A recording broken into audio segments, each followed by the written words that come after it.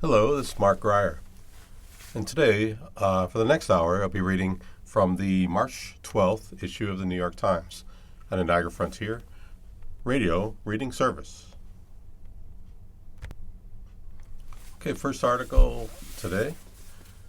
How Hegseth came to see moral purpose in war as weakness. Defense Secretary Pete Hegseth's bellicose and vengeful rhetoric describing the military's war in Iran grew out of his experience in Iraq. Long before President Trump chose him to lead the U.S. military, Pete Hegseth described the moral calling that had compelled him to volunteer to serve in Iraq. He was working on Wall Street in the summer of 2005 and had read an article about an insurgent who blew himself up, killing 18 Iraqi children. To me, that was the face of evil, Mr. Hegseth told the Princeton Alumni Weekly, adding, "That sent to me a signal that I need to do my part not to let that ideology win in Iraq." He deployed to the war-torn city of Samarra a short time later. Today, Mr. Hegseth describes the mission and moral purpose animating the war in Iran, now in its second week, in starkly different terms. The goal, he said recently, is to unleash death and destruction from the sky all day long. Instead of seeking justice, U.S. forces are pursuing vengeance against an implacable foe. Their war on Americans has become our retribution, he vowed. For decades, presidents and their secretaries of defense have framed American military interventions in altruistic terms, even though the truth was often more complicated. They cast U.S. troops as liberators, bringing democracy and freedom to those living under tyranny and oppression. Mr. Hegseth has largely dispensed with that talk. His bellicose, at times vengeful rhetoric reflects his belief that the United States' lofty goals in Iraq and Afghanistan caused the military to lose focus on its main task, killing the enemy, and led to costly defeats in both wars. In his view, the U.S. military's strength is not rooted in its high ideals, humanity, or moral purpose, but rather its ability to punish adversaries. Anything that distracts from that singular mission, he said, is weakness. This is not 2003. This is not endless nation building, Mr. Hegseth said on Tuesday at the Pentagon. It's not even close. Our generation of soldiers will not let that happen again.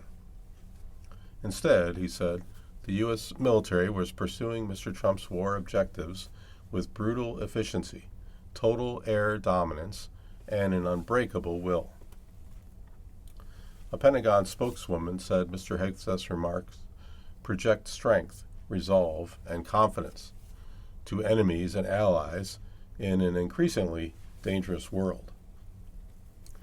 In 2006, shortly after Mr. Hegseth arrived in Samarra, a powerful explosion shattered the golden dome of one of Iraq's most revered Shiite shrines in the city. The blast set off months of sectarian fury, plunging the country into a state of civil war. Mr. Hegseth was part of a small team focused on rebuilding Samarra, where the U.S. military had spent tens of millions of dollars. He pored over spreadsheets detailing the reconstruction contracts and visited many of the sites, some of which were half-finished or empty lots. He concluded that a major chunk of the military's money was funding the insurgency. He and his team redirected the remaining funds to the head of the Samarra City Council, who used them to build a security force. The Iraqi leader also provided valuable intelligence on the enemy. To show solidarity, Mr. Hegseth and other soldiers from his team spent the night at the embattled Iraqi leader's home. The gesture was Mr. Hegseth's idea, according to a former soldier from his unit. Those who knew Mr. Hegseth from that period describe him as ambitious, passionate, and dedicated to the mission. In Iraq, I often met these mid-level officers who were very competent and actually cared despite being thrust into an almost impossible situation not of their making, recalled Philip Shishkin, a former Wall Street Journal reporter who embedded with Mr. Hegseth's unit in 2006. Hegseth fell into that category.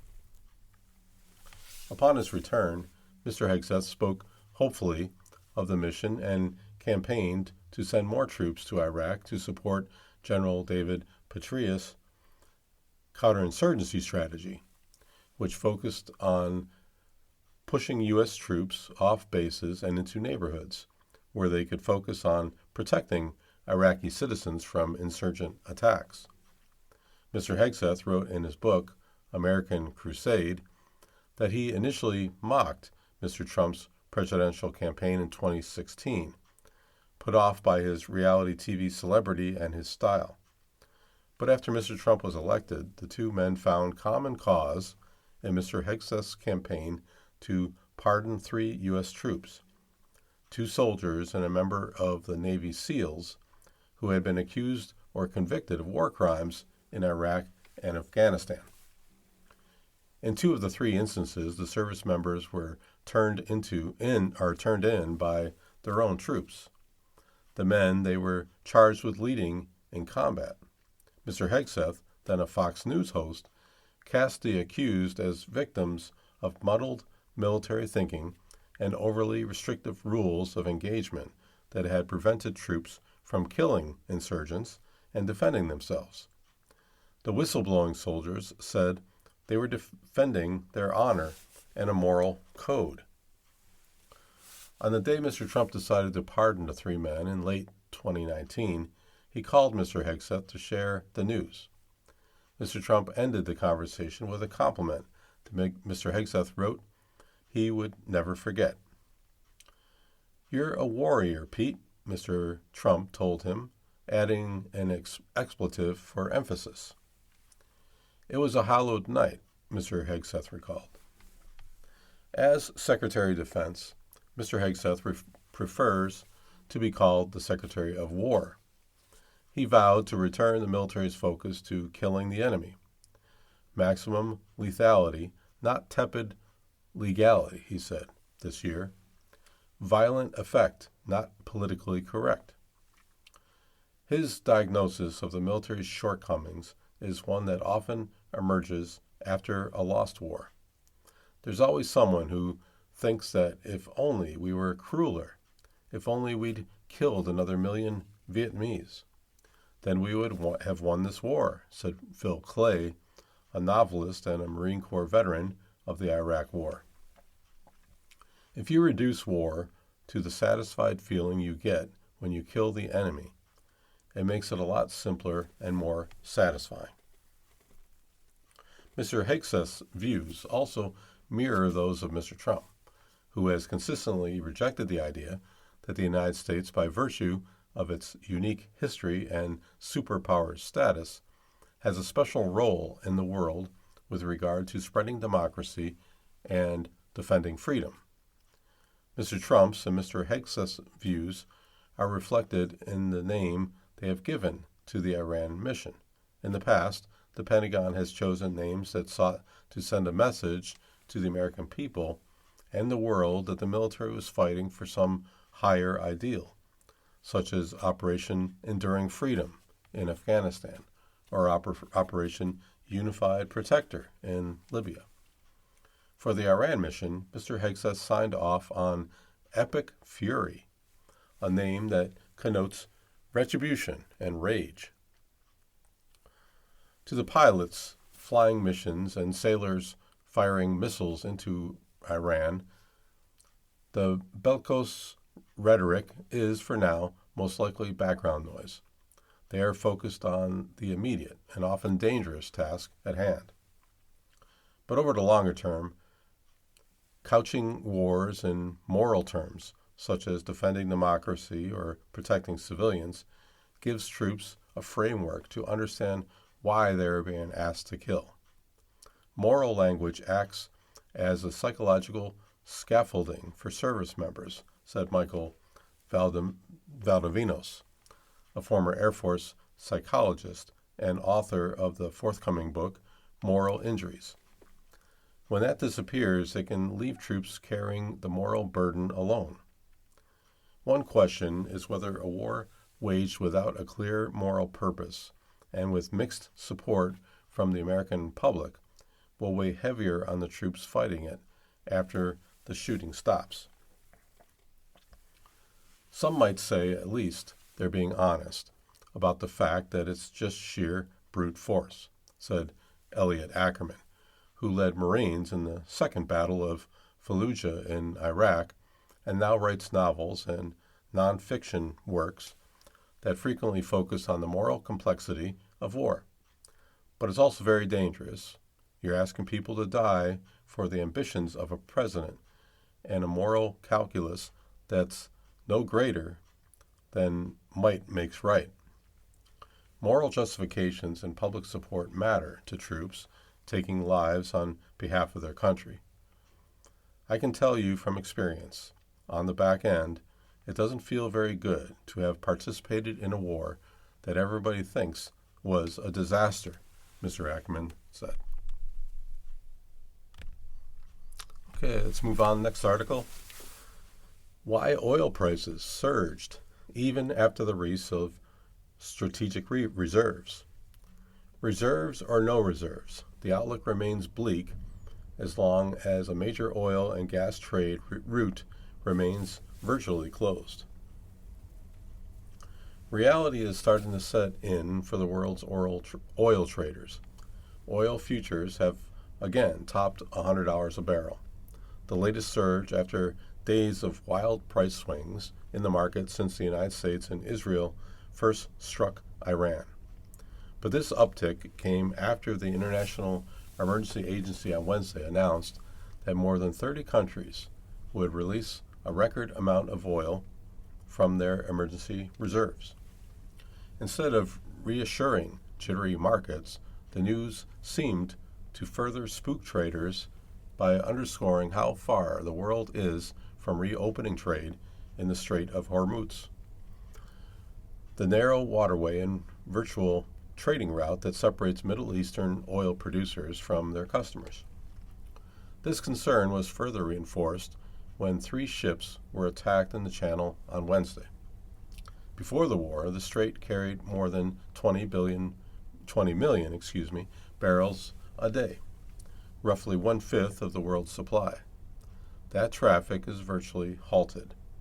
While world leaders agreed to release a record 400 million barrels of oil from strategic reserves, that is only about 20 days worth of oil that would normally flow through the strait. And the war began nearly 2 weeks ago, with no end in sight. No amount of storage can replace 20 million barrels per day of continuous flow, said Edward Chow, a senior associate at the Center of Strategic and International Studies, a Washington think tank, and a former executive at Chevron. Tapping those emergency stores of oil is easier said than done. Reserves are stored in massive facilities scattered around the world. South Korea, for example, has storage sites positioned around the peninsula, according to the Korean National Oil Corporation. Some facilities, like one in Okinawa, Japan, are shared with commercial inventories owned by producers like Saudi Arabia's Aramco.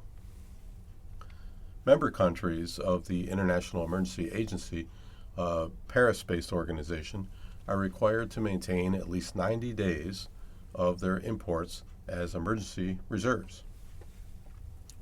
Getting the oil flowing from reserves also takes time. There are physical limits on how quickly oil can be pulled from storage, but also more mundane hurdles, such as finding buyers, writing contracts, and the basic logistics of moving supplies across the globe. The maximum rate at which the United States can draw oil from its reserves is only 4.4 million barrels per day, according to the U.S. Department of Energy.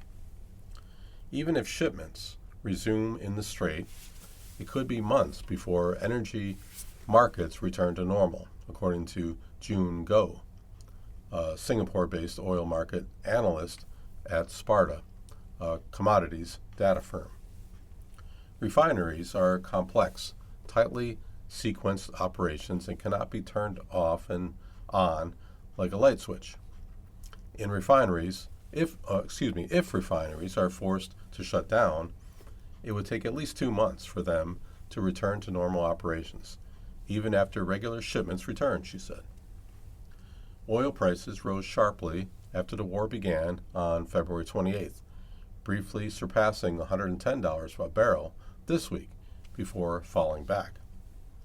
Markets are starting to reflect the possibility that there will be no short-term resolution to the conflict and its consequences on oil supplies, and that even releasing the reserves is only a temporary solution. Traders had been betting that the conflict would be brief and that President Trump would back down as he has in trade disputes, said Edward Fishman, a senior fellow at the Council on Foreign Relations. But unlike with tariffs, the Strait is not something that Mr. Trump can unilaterally open or close. Even if the United States were to declare an end to military operations, there is no guarantee that Iran would quickly reopen the Strait, Mr. Fishman said. Iran's leadership has publicly said its goal is to push the United States out of the Gulf entirely, and after 2 weeks of American strikes, it may have little reason to back down. There's only one party that can reopen the Strait, he said, and that's Iran. You are listening to a reading of articles and features from the New York Times on the Niagara Frontier Radio Reading Service. Okay, next article. California officials see no imminent threat of drone attacks by Iran. Just before the war began, the Federal Bureau of Investigation told state officials that Iran might respond with drone attacks on California. No specific credible threats have been identified. State and local officials in California said Wednesday that there were no specific imminent threats to the state from Iranian drones, but that they remain alert to the possibility following a federal warning shortly before the war began. The Federal Bureau of Investigation told California police agencies in recent weeks that if America forces attack Iran, Iran might counter by sending ship-based drones to strike targets in the state, according to a person familiar with the February security alert, who was not authorized to give the information, so spoke on the condition of remaining anonymous. The alert said Iran aspired to such a counterstrike, not that it had the capability to do so. The warning, which was first reported by ABC News, is the kind of information sharing meant to keep local law enforcement agencies apprised of possible dangers. Similar alerts are often issued when the United States conducts military operations overseas, as federal agencies encourage local officials to be vigilant for possible acts of retaliation. Governor Gavin Newsom said on Wednesday that state officials were aware of the warning and had been in close communication with federal and local law enforcement agencies to disseminate information. It's all about a posture of preparedness for a worst-case scenario, Mr. Newsom told reporters during an unrelated news conference. The Homeland Security Division of California's Emergency Services Office has been working under an elevated security level since the U.S. and Israel began the war with Iran. California routinely receives security updates from the federal government, and Mr. Newsom said state officials were unaware of any imminent threats. The governor said the warning was not a surprise, but that he has many questions about what could happen next in the war with Iran. He said he has not talked directly with Mr. Trump. I wish the president would talk to the American people about what this is all about. What's the end game here, said Mr. Newsom, a Democrat seen as a possible presidential candidate in 2028. Senator Alex Padilla, a California Democrat, said he was aware of the FBI warning and had requested additional information from the Trump administration on federal efforts to counter any potential threats to California from Iran. California's coastline spans some 840 miles, and the state is home to more military bases than any other state. About 150,000 Iranian-born Americans live in the Los Angeles area, many of whom were members of members of oppressed minorities in Iran, Jews, Baha'i Christians, and are critical of Iran's leadership. Mayor Karen Bass of Los Angeles said that her office and the city's police department were coordinating closely with state and federal partners. At this time, she added, there is no specific or credible threat to Los Angeles. The mayor of San Francisco, Daniel Lurie, offered similar assurances. I want you all to know that we are aware of the reports that were made public today, and we have been in constant communication with our state and federal partners, who have assured us there's no imminent threats to us here in San Francisco, Mr. Lurie said in a statement. The police in Oakland, California, said that they had been informed by federal agents that the war with Iran could cause heightened risks. The department said in a statement that it is monitoring the situation to determine if there is a need to increase police presence. Officials at the Sheriff's Department for San Bernardino County and Orange County also said they were aware of the FBI warning, but had no specific threats had been identified in their area. Nonetheless, the departments asked residents to report anything suspicious. This is the most extreme time I've seen in decades, Los Angeles County Sheriff Robert Luna said in an interview. We're encouraging everyone to remain aware of their surroundings, including online and digital spaces. If you see something disturbing or a neighbor is saying things that concern you, let us know. That's what's going to keep us safe. All right, moving on. Next article. Trump's tour of states is about more than the midterms. Beyond talking about the economy and voters' hardships, the president is showing that he still has control over the Republican Party. In recent weeks, President Trump has set out on a multi-state tour designed to show midterm election voters that he is focused on the economy and their pocketbooks. But there's another, not-so-subtle political message sent during the trips. Even as a second-term president, Mr. Trump is still maintaining his dominance over the Republican Party. Time and again, Mr. Trump has selected states to visit where active Republican primary campaigns are underway, or where his few GOP critics in Congress have their districts. And as large crowds of Republican voters cheer on his agenda, Mr. Trump works to tighten his political grip over the party at a point in his term when other lame duck presidents have started to lose their political power. During no trip was this message more clear than on Wednesday at a packaging facility in Hebron, Kentucky. After a crowd of supporters cheered on the war he has launched against Iran, Mr. Trump began railing against Representative Thomas Massie, the Kentucky Republican, who has been a rare GOP voice criticizing the president over foreign wars, domestic spending, and his handling of the Epstein files. Massey is a complete and total disaster as a congressman and, frankly, as a human being, Mr. Trump said from a makeshift stage at Verst Logistics. We've got to get rid of this loser, he added at one point. This guy is bad. He's disloyal to the Republican Party. He's disloyal to the people of Kentucky. And most importantly, he is disloyal to the United States of America.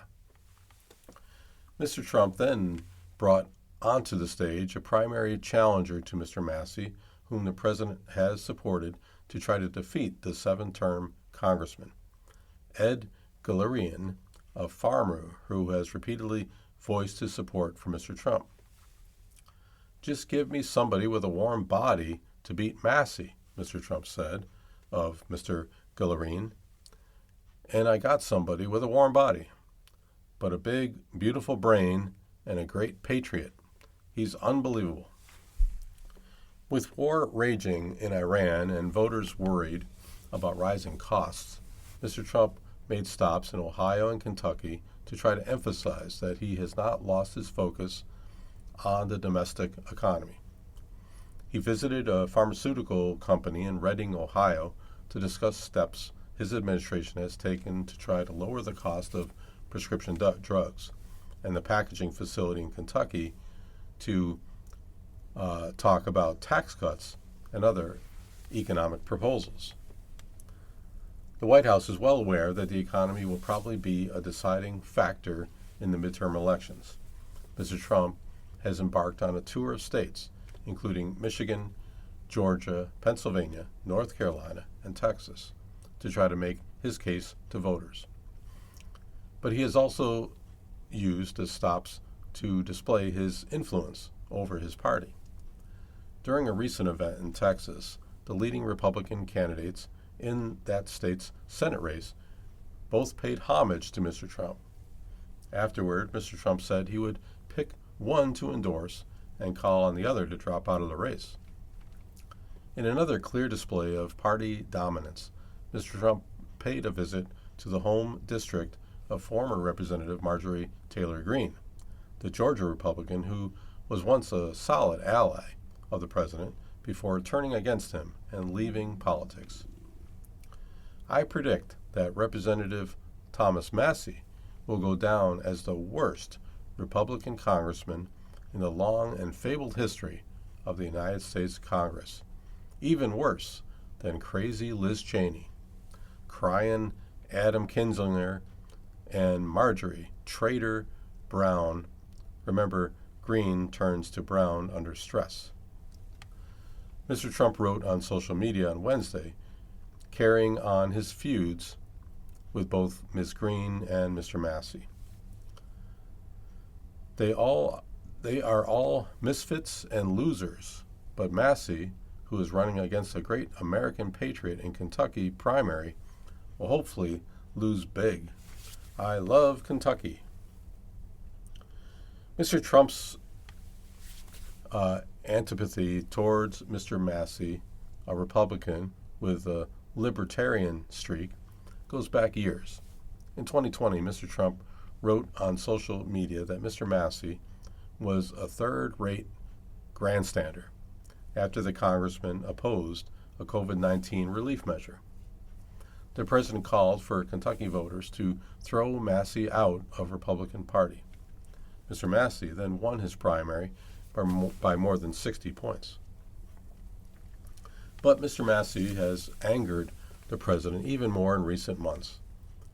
He has been a leading voice calling for the full release of the Epstein files and opposed Mr. Trump's moves to increase government spending and launch foreign wars. Mr. Massey has tried to turn some of his fights with the president into areas of agreement.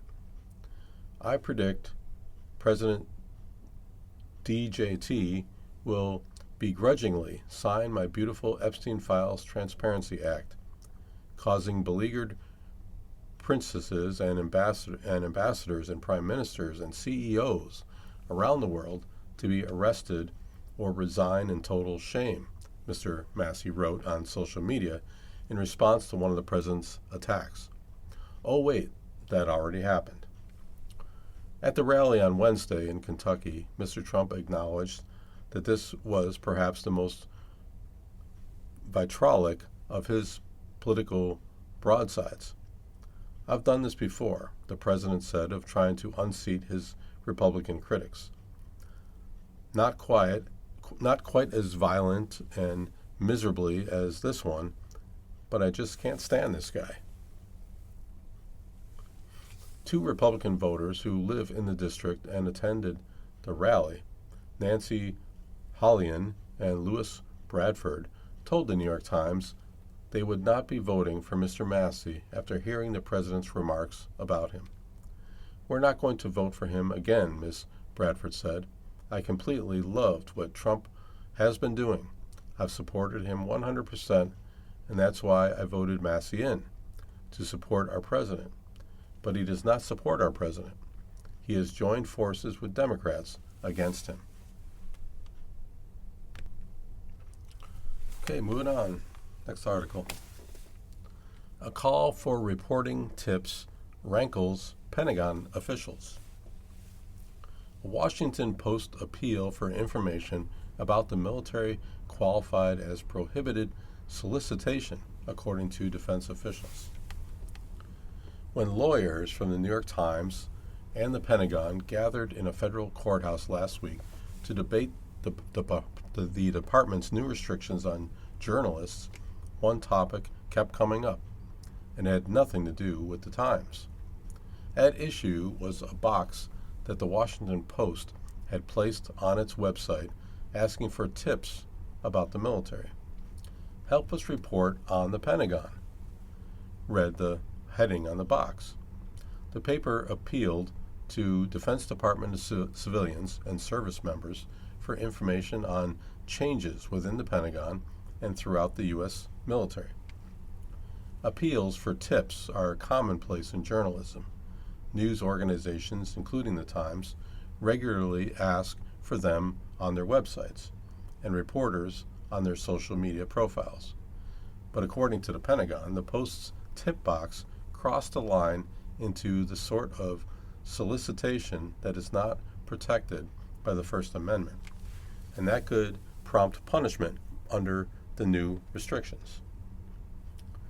That position drives at the heart of the debate over the new rules. Can it be wrong to ask for information? The Pentagon said its new media policy, adopted in October, is meant to protect national security.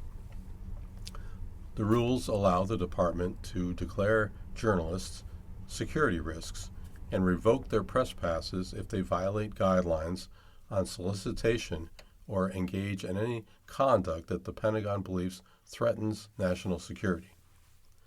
Media lawyers, however, say the rule penalizes basic reporting and worry that the restrictions could spread to other agencies. After the Pentagon adopted the rules, dozens of journalists with traditional news outlets refused to agree to them and lost their press passes as a result. Pro-Trump influencers and commentators took their place. The Times sued the Pentagon over the rules in December, arguing that they violate the First Amendment and give the department excessive latitude over how they are enforced.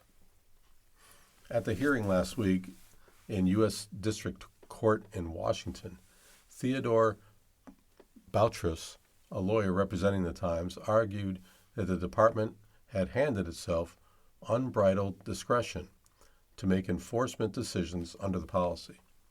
To highlight that point, he noted a curious twist. While the Post box drew the scorn of defense officials, a call for tips from Laura Loomer, a right-wing agitator who obtained a press pass in recent months, did not prompt a similar objection. It just doesn't make any sense, said Mr. Boutrous. I hope that the government can explain it, said Judge Paul Friedman, who is overseeing the case. The Pentagon previously stated that Ms. Loomer's request was acceptable because it appealed to a general audience. Michael Bruns, a Justice Department lawyer defending the Pentagon's policy, said at the hearing, "I will say that the Washington Post tip line specifically targets military members." Judge Friedman is expected to issue a ruling soon in the Times case. Pete Hegseth, the defense secretary, and other top Pentagon officials have repeatedly attacked the Post's coverage of military affairs. And the Post reported on Mr. Hegseth's unusually large personal security requirements in August.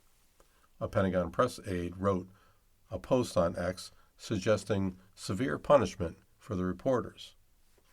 In December, Kingsley Wilson, press secretary for the department, called the Post the epitome of fake news for an investigation documenting the department's first Caribbean boat strike.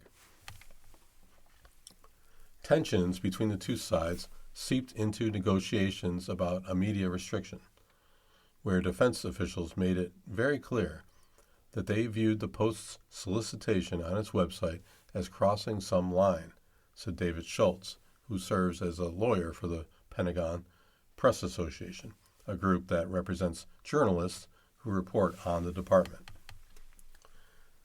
The officials interpreted the wording in the tip box, Mr. Schultz said, as an active solicitation to encourage military officers to break the law by revealing classified information.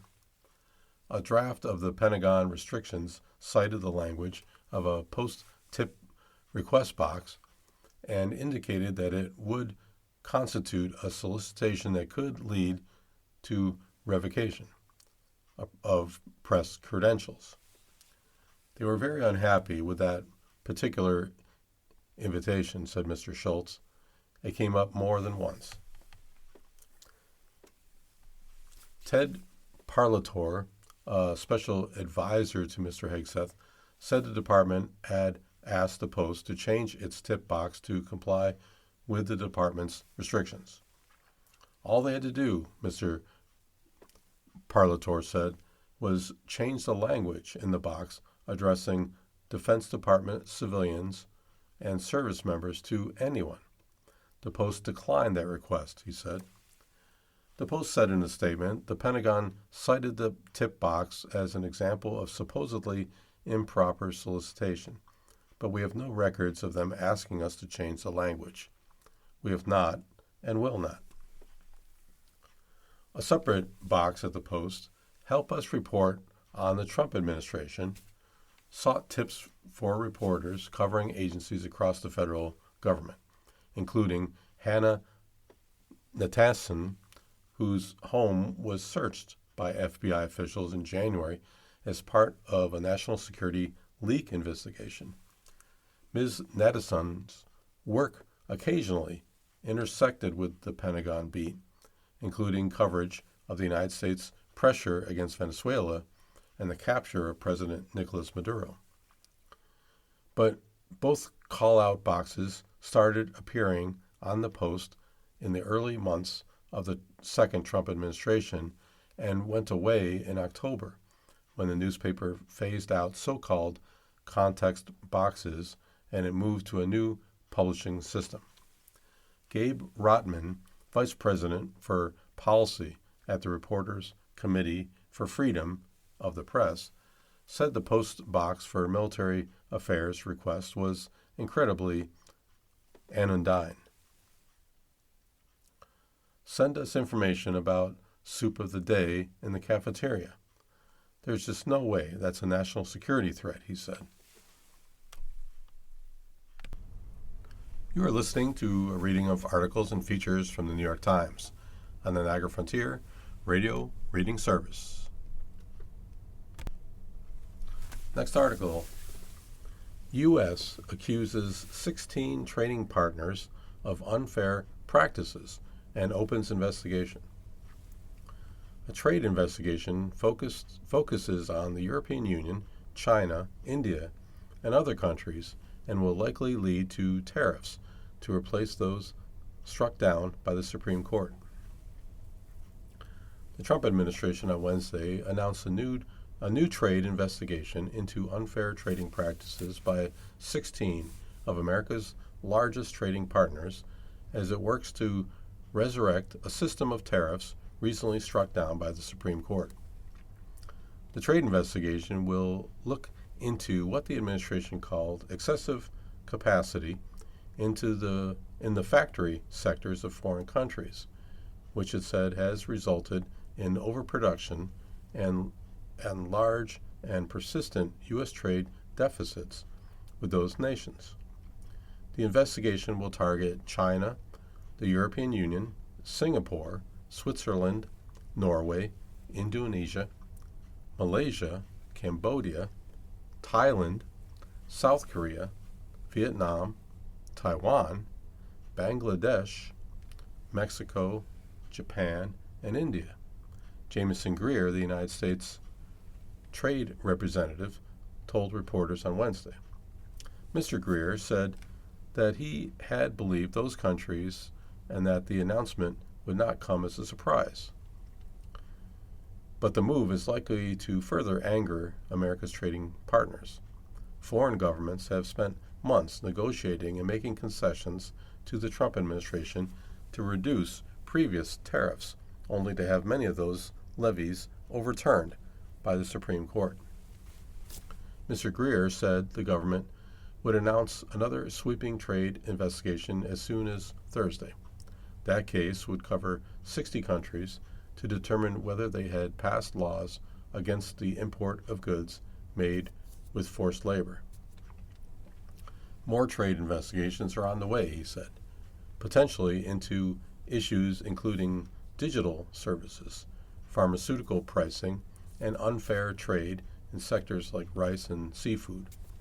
Mr. Greer did not say how high the new levies would be, but he has previously said he would try to replicate the previous tariff structure struck down by the court. The administration is pursuing a patchwork of actions to replace the tariffs that were rejected by the Supreme Court. President Trump has issued a 10% global tariff, but that is set to expire in July unless Congress agrees to keep it in place. The new trade investigation appear likely to result in tariffs before the deadline. They will be carried out under Section 301 of the Trade Act of 1974, a law that allows the United States to impose tariffs in response to unfair trade practices. The administration is required to carry out an investigation and hold consultations and hearings before it can impose those import taxes. Mr. Greer's office said a hearing would be held on May 5th for the excess capacity investigation. That investigation would consider a wide range of trade practices, which Mr. Greer said would vary from country to country. Those include the use of subsidies, policies, and suppress domestic wages, the role of state-owned enterprises, and market access barriers for foreign products. It would also look at inadequate labor and environmental protections and social safety nets, subsidized lending, and currency manipulation. In a notice published on Wednesday, the Trump administration said that many sectors were plagued by excess capacity, including aluminum, cars, batteries, electronics, processed food, robotics, and solar modules. Scott Paul, the president of the Alliance of American Manufacturing, a group that supports domestic factories, commended the new investigation and said that overcapacity was a serious problem. In some cases, such as Chinese autos and steel, it has wrecked economies and industries, as well as cost jobs in America, he said. The announcements come as Mr. Trump prepares to travel to China at the end of the month to discuss trade relations and other issues with the Chinese leader. It also comes amid protracted trade discussions with countries including the European Union, whose officials have slowed their work toward a trade deal as they try to understand their new terms of trade. Mr. Greer said that the trade deals that countries had signed were independent of the new investigations. Foreign countries were interested in maintaining their deals, he said, and that the prior commitments they had made will be considered. The Supreme Court greatly curtailed Mr. Trump's use of tariffs last month when it ruled that the president had exceeded his legal authority in using an emergency law, the International Emergency Economic Powers Act, to issue the tariffs. The president had used the law to impose tariffs on Canada, Mexico, and China for what he said was their role in funneling fentanyl to the United States. He drew on it again during Liberation Day in April, when he announced a slew of import taxes on foreign countries that were ostensibly directed at balancing trade. The Supreme Court ruling does not affect other trade statutes that the president can use to impose tariffs, albeit less flexibility. That includes Section 122 of the Trade Act of 1974, which Mr. Trump has used to impose the 10% tariff, 150-day global tariff. It also includes Section 301 and another national security-related statute, Section 232 of the Trade Expansion Act of 1962, which is under control of the Commerce Department. Commerce Department employees have been looking into new trade investigations using Section 232 on industries including batteries, chemicals, plastics, and equipment for telecommunications and the electrical grid. Okay, next article. This is from the opinion section. This is an article by Natasha Sarin. Here's one boast Trump won't be making anymore. For President Trump, lower energy prices haven't been just a nice bit of relief for American consumers. They've been a signature bragging right, proof of concept for his administration's whole approach to the economy and to America's position in the world, as well as a valuable counterexample to higher overall costs that his tariffs brought about. Nobody can believe when they see the kind of numbers, especially energy, he said during his recent State of the Union address. When they see energy going down to numbers like that, they cannot believe it. It's like another big tax cut. A few days later, he boasted about those numbers in Corpus Christi, Texas, where Energy Secretary Chris Wright actually pumped gas. The focus is back on energy prices at the moment, but unfortunately for the administration, the American consumers, those prices have now gone in the opposite direction thanks to the war in Iran. Gas prices declined by about 6% during the year after Mr. Trump's inauguration, but by early last week, those successes had been erased. Average gas prices rose last week from $2.98 to $3.41, one of the largest weekly increases ever recorded. Jet fuel costs are surging too, with major U.S. airlines reporting that they'll probably need to raise ticket prices soon. Crude oil prices jumped more than 40% after the conflict began. Last week alone saw the largest weekly price rise in 35 years, about twice as large as the effect when Russia, a significant oil producer in its own right, mounted its full-scale invasion of Ukraine. Amid all the fighting, traffic through the Strait of Hormuz, where 20% of the world's crude oil and natural gas usually passes, has basically halted. Prices have already surpassed $100 a barrel, twice what the president has frequently cited as his goal and as a key to tackling inflation. Prices came down a bit this week, but the market is betting on a disruptive and sustained period of volatility. The administration is reportedly scrambling for ways to get gas prices back down. Mr. Trump has said the war will end quickly, but even if it does, prices are likely to remain high for some time. Economists call it rockets and feathers. When there are big increases in the cost of crude oil, consumer prices shoot up like a rocket. But when the wholesale costs go down, the cost of a tank of gas falls slowly, like feathers. If it seems confounding that a president would start a war that's guaranteed to raise the prices he had repeatedly vowed to lower, well, it's not the first time, because the Trump administration was already doing battle against the single surest path to cheaper energy, renewables.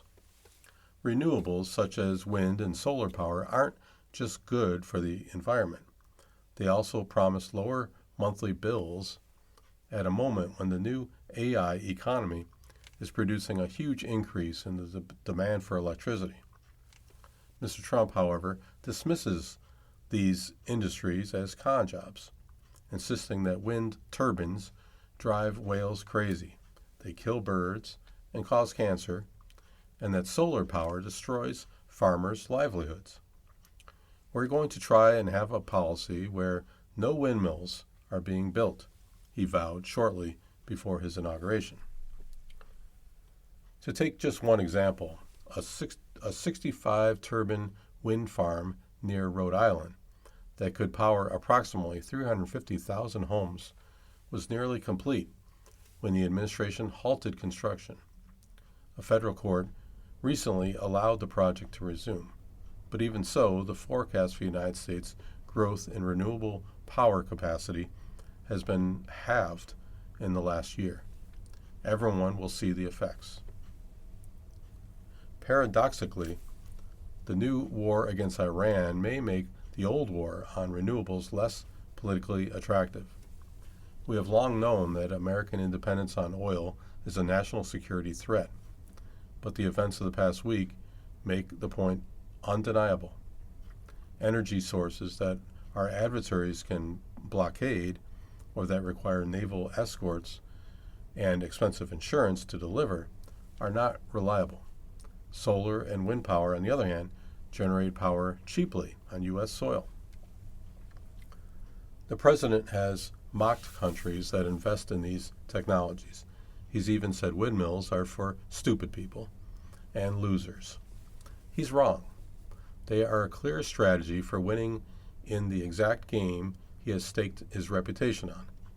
He should be nurturing the industry and prioritizing the domestic production of rare earths that this nation imports from China. There's far more at stake than energy prices. But if we're serious about bringing them down, let's hope for a swift resolution to the war in Iran and the war on renewables too. Okay, last article for today. A third of Americans have cut spending or borrowed money for health care. As medical costs rise, more than 80 million people have made sacrifices like skipping meals and driving less, a new survey finds. Americans are feeling the squeeze from the rising health care costs, and they are already doing without.